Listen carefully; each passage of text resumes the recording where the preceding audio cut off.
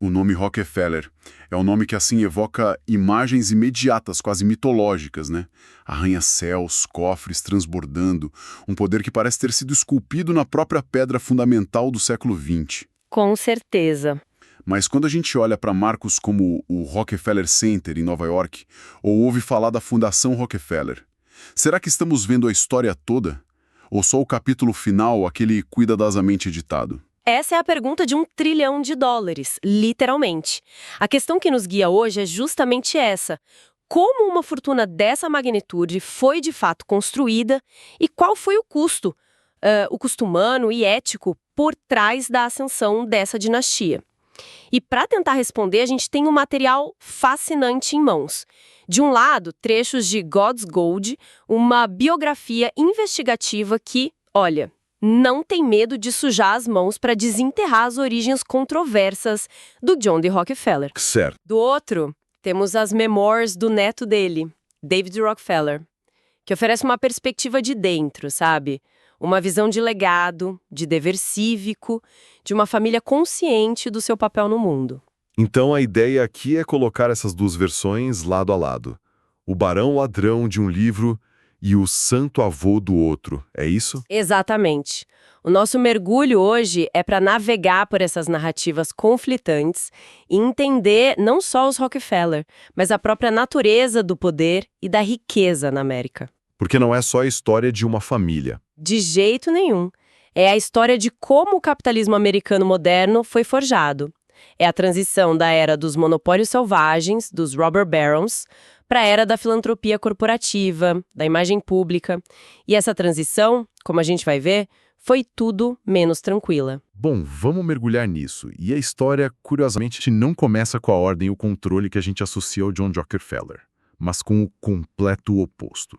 O pai dele, William, mais conhecido como Big Bill. Ah, o Big Bill. As fontes pintam ele como uma figura, saída de um romance, quase inacreditável. Quase um personagem de ficção.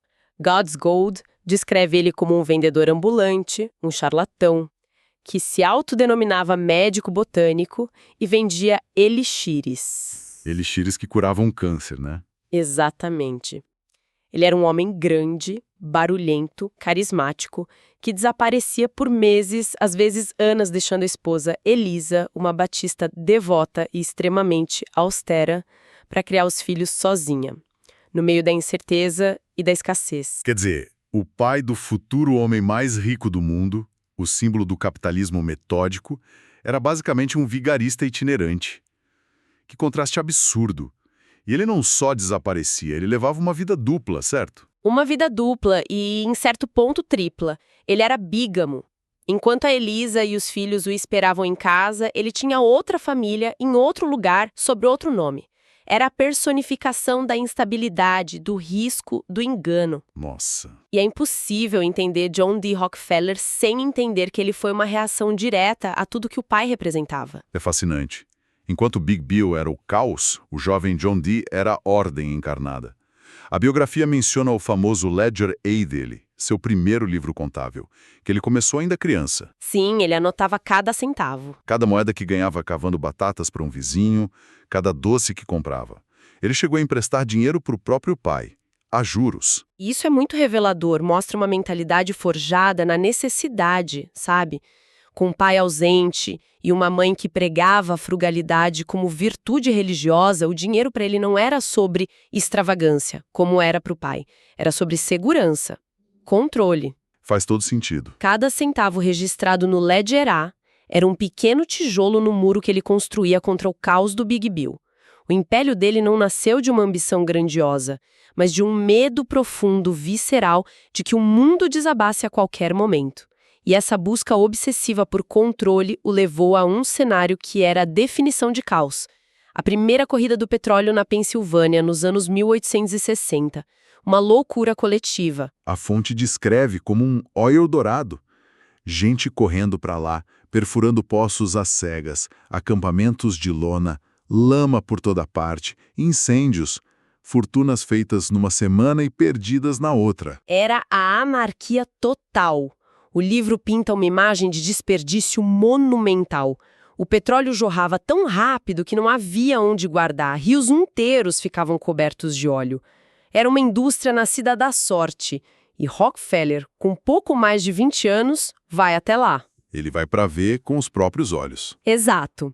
Ele olha para aquela febre e para aqueles homens cobertos de graxa apostando tudo num único buraco no chão. E aqui está a virada de chave. Ele vê todo mundo correndo para cavar poços, a maior febre de riqueza da época, e a grande sacada dele é ficar de fora.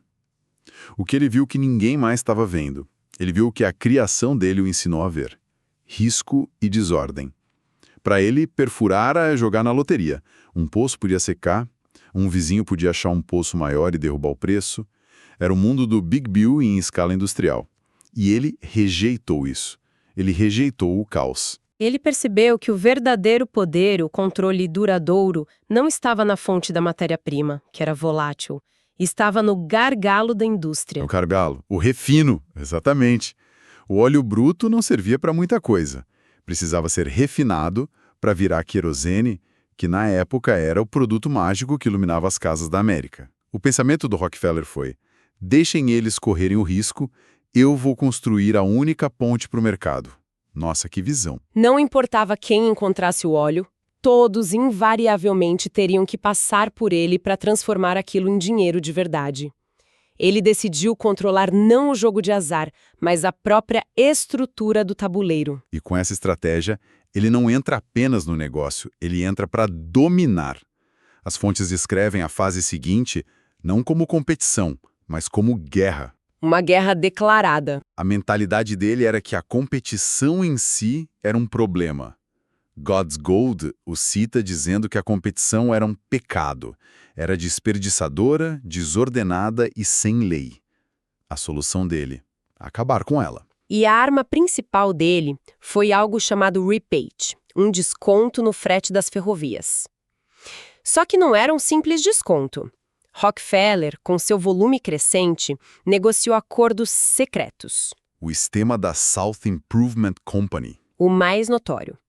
Era um plano de uma perversidade genial. Ele não só garantia à empresa dele, Standard Oil, um desconto gigantesco no transporte, mas ele também recebia um kickback, um retorno sobre cada barril que seus concorrentes transportavam. Espera um pouco, ele ganhava dinheiro quando os concorrentes vendiam. Isso soa completamente predatório. Era sequer legal uma coisa dessas. Era uma zona cinzenta gigantesca. As leis antitrust como a gente conhece hoje simplesmente não existiam. Ele explorou essa ausência de regras ao máximo. As ferrovias, desesperadas pelo volume da Standard Oil, se tornaram parceiras dele na eliminação da concorrência. Então, na prática, cada barril que um rival vendia financiava a máquina de guerra que o esmagaria. Era um ciclo vicioso impossível de quebrar para os pequenos. A ambição declarada dele era varrer Cleveland como se fosse como esponja.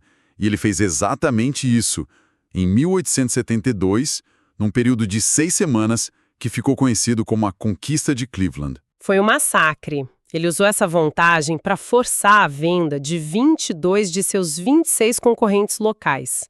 Ele chegava e mostrava os livros, provava que podia vender o querosene por um preço mais baixo que o custo de produção deles. A oferta era: venda para mim por uma fração do valor ou eu o levo à falência. Tem uma cena incrível em God's Gold. 2 dos maiores rivais dele, Warden e Lockhart, antes de se renderem, pedem para auditar os livros da Standard Oil, para entender como era possível. E o que eles descobrem? Ao verem os números, a eficiência, os custos incrivelmente baixos somados aos rebates, eles ficam pálidos. Eles percebem que não estavam numa competição, estavam numa guerra que já tinham perdido sem saber. Não havia como vencer. A rendição era a única opção. E depois de Cleveland, ele aplicou o modelo ao resto do país, absorvendo ou destruindo centenas de concorrentes. Mas como ele administrava tudo isso? Tantas empresas em tantos estados. Aí entra outra inovação genial e controversa, o Standard Oil Trust. God's Gold descreve como uma ficção jurídica brilhante. No papel, dezenas de empresas continuavam a existir, mas os acionistas entregavam suas ações a um pequeno conselho de 9 curadores, os trustees, e, em troca, recebiam certificados do trust. Isso. Mas o poder de voto, o controle real sobre todas aquelas empresas, ficava concentrado nas mãos desses 9 homens. Liderados, claro, por Rockefeller. Exatamente. Era um fantasma corporativo controlando um império real. Criou-se um monopólio de fato que controlava cerca de 90% do refino de petróleo dos Estados Unidos, ditando preços do poço à lamparina. E o mais incrível, sem que legalmente existisse uma única empresa gigante. Próprio nome do problema. É uma imagem de poder absoluto e implacável. E é aqui que a outra fonte, as memórias de David Rockefeller, entra em cena e vira essa imagem de cabeça para baixo. É como ler sobre outra pessoa. Totalmente. Se God's Gold nos mostra o estrategista frio, o neto David nos pinta o retrato de um avô devoto, um homem profundamente religioso que lia a Bíblia todos os dias, não bebia, não fumava. E doava dízimos de cada dólar que ganhava. Desde a infância. David foca na camaradagem que John Dee tinha com os sócios, na lealdade, na visão de construir algo duradouro. A palavra guerra é substituída pela palavra ordem. A narrativa da família parece se concentrar muito mais na segunda geração, no John D. Rockefeller Jr., o pai do David. Ele é apresentado como um homem quase torturado pelo peso daquela fortuna. Consumido por um senso de obrigação e responsabilidade. De usar aquele dinheiro para o bem. E essa transição é deliberada e fundamental. O John D. Jr. dedicou a vida a essencialmente reabilitar o nome Rockefeller. Se o pai construiu o império financeiro, o filho construiu o império da filantropia. Ele criou instituições como a Fundação Rockefeller, que investiu massivamente em saúde pública, financiando pesquisas que erradicaram a febre amarela, a ancilostomíase. A escala do investimento era inédita. É uma bela história, mas vinda do neto, soa um pouco como relações públicas, não? Uma tentativa de reescrever um passado controverso? David Rockefeller usa o exemplo da construção do Rockefeller Center em plena Grande Depressão. Um compromisso com Nova York que gerou milhares de empregos. E essa é a tensão central. David via aquilo como um ato de fé no futuro da América. Um crítico, talvez citando God's Gold, diria que foi a demonstração máxima de poder. O império marcando seu território na cidade mais importante do mundo.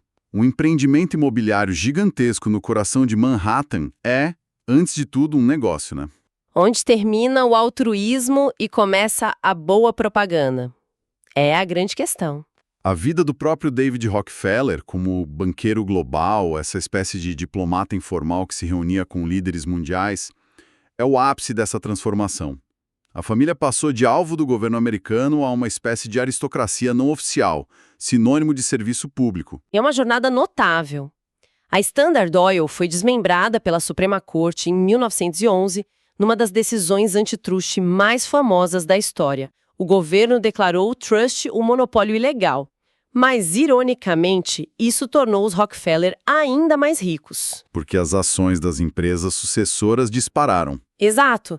E o John D. Jr. e depois o David pegaram essa fortuna agora limpa pela justiça e multiplicada e a usaram para construir um tipo diferente de poder, baseado na influência cultural, científica e política. Então, no final das contas, como a gente reconcilia essas duas imagens? De um lado, o barão implacável, que esmagou concorrentes. Do outro, o patriarca de uma dinastia que financiou avanços que salvaram milhões de vidas. Acho que o ponto principal é que não precisamos reconciliá-las. Elas não são contraditórias, sabe? São as duas faces da mesma moeda. Estão intrinsecamente ligadas. A fortuna colossal acumulada com táticas hoje claramente ilegais foi a matéria-prima indispensável para a filantropia que veio depois. O capital gerado pela guerra do monopólio... Exatamente. ...financiou a paz da pesquisa médica. Uma não existiria sem a outra. O que nos deixa com uma reflexão final bastante complexa. As mesmas estratégias que arruinaram centenas de pequenos empresários e levaram ao desmembramento da Standard Oil, também financiaram os laboratórios que deram ao mundo vacinas e prêmios Nobel. É um paradoxo. E isso levanta uma pergunta desconfortável sobre legado. Uma fortuna nascida em controvérsia pode ser totalmente redimida pelas boas obras que ela financia?